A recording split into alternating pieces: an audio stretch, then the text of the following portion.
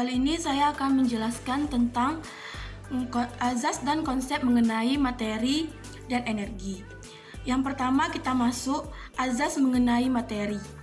Azas mengenai materi, kesesuaian antara jenis, hierarki, dan materi muatan. Materi muatan adalah bahwa setiap pembentukan peraturan perundang-undangan harus benar-benar memperhatikan materi muatan yang tepat sesuai dengan jenis dan hierarki peraturan perundang-undangan. Berdasarkan azas-azas pembentukan peraturan perundang-undangan tersebut di atas, maka materi muatan sebuah peraturan perundang-undangan juga berdasarkan pada azas-azas sebagai berikut. Pasal 6 Undang-Undang Nomor 12 Tahun 2011. Azas mengenai materi terbagi menjadi 9, yaitu azas pengayoman, azas kemanusiaan, azas kebangsaan, azas kekeluargaan, azas kenusantaraan, azas keadilan, azas kesamaan, azas ketertiban, azas keseimbangan. Dalam konsep materi terbagi menjadi dua, yaitu perubahan materi, sifat materi, contohnya gas, misalnya udara, gas oksigen, gas karbon dioksida, dan lain-lain. Kalau contoh yang cair, misalnya air, minyak, bensin, alkohol, dan lain-lain. Dan untuk contoh yang padat, misalnya batu, kayu, besi, dan lain-lain. Selanjutnya kita masuk yang azas mengenai energi. Energi didefinisikan sebagai kemampuan mengerjakan pekerjaan di dalam ekologi kita secara fundamental. Memperhatikan cara sinar itu dihubungkan dengan sistem ekologi. Dan dengan cara energi diubah di dalam sistem. Jadi hubungan-hubungan antara tumbuh-tumbuhan, produsen dan binatang konsumen, antara pemangsa dan mangsa, dan banyak lagi yang tidak dapat disebutkan jumlah dan jenis organismenya. Di dalam lingkungan tertentu, semua dibatasi dan dikendalikan oleh hukum-hukum dasar yang sama dan mengatur sistem-sistem tidak hidup seperti motor-motor, listrik, dan mobil-mobilan.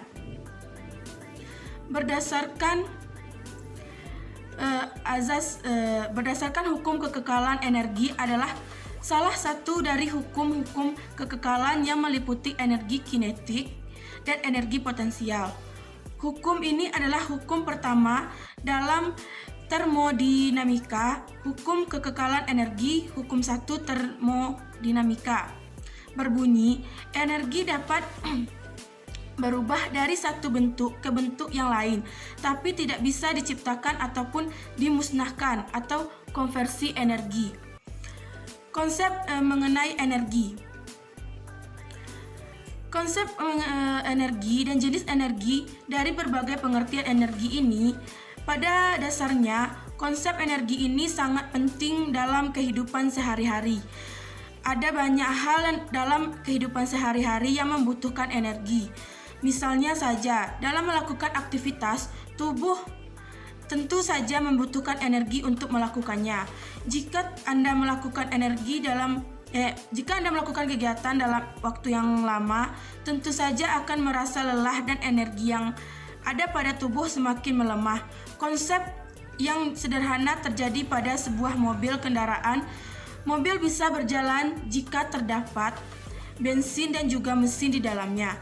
Mesin yang ada dalam mobil ini yang menghasilkan energi untuk bergerak di jalan raya. Dalam kehidupan sehari-hari ada banyak konsep energi yang digunakan, di antara lain yaitu energi potensial. Nah, energi potensial adalah energi yang mempengaruhi benda karena posisi benda tersebut, yang mana kecenderungan posisi benda tersebut yang mana menuju tak terhingga dengan arah dari gaya yang ditimbulkan dari energi potensial tersebut. Nah, untuk energi kinetik atau energi gerak adalah energi yang dimiliki oleh sebuah benda karena geraknya. Energi kinetik sebuah benda didefinisikan sebagai usaha yang dibutuhkan untuk menggerakkan sebuah benda dan massa tertentu dalam keadaan diam hingga mencapai kecepatan tertentu. Energi cahaya. Energi cahaya merupakan energi yang menghasilkan sumber cahaya. Contoh dari energi cahaya yaitu lampu, lilin, senter, dan lain-lain. Yang terakhir, energi panas bumi.